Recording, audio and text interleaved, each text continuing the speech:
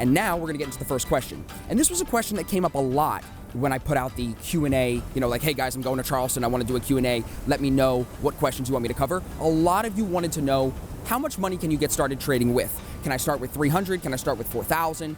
I saw all different numbers, and I always do, and this is a question everybody asks me, because most of you, if you're new to Forex, like you've never even heard of day trading, you don't even know what Forex is, so how do you know how much money you can even start with? It's a fair question.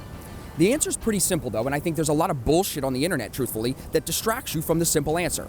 If we're talking about real hard-earned money that you worked in your regular job or whatever, other businesses you have, if you worked for that money, you wouldn't take that money and go trust an unregulated broker, right? We would think that that would be logic. But it's not. Most people come into Forex, they don't even do research into what a regulated versus an unregulated broker is. They put their money somewhere, they get jacked up on leverage, and they blow the account, and then they're like, wow, day trading's a scam, I'm never doing day trading again. Wrong approach. The correct approach is to do your research or find somebody like me that's giving out good information, and all of you should be trading with a regulated broker in your country. Now, the reason I'm talking about brokers when you ask me how much money do I need to start trading with is because the broker is going to control your leverage. It's going to prevent you from over leveraging and blowing the entire account. These other, unregulated brokers, they don't care about that. So if you're using a regulated broker and you're using proper leverage, then the amount of money you should start trading with, it's the same answer for anybody. It's only what you can afford to lose. If you can't, live and pay rent with that money that you're about to put into a trading account, you better not put that money into the trading account. This should be extra money, and it should be looked at like it's a retirement account for you. This is your long-term savings account. You're gonna take withdrawals from it, but you're gonna really focus on building it for the long term. So when you talk about, Austin, how much can I get started trading with? The first thing I said was what? Focus on the broker, find that regulated broker.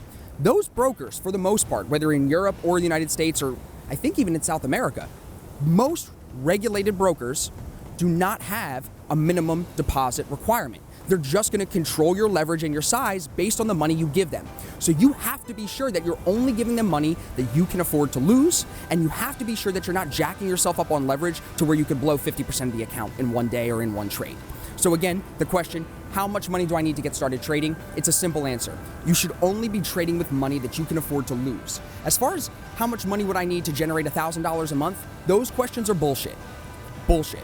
You're not even thinking about percents, you're thinking about money, and you're down the wrong path. You should be focused on percents, focused on being with a professional regulated broker, because that's what this is, a professional business, not a gamble, not a casino, and you should be focused on only trading with money that you can afford to lose.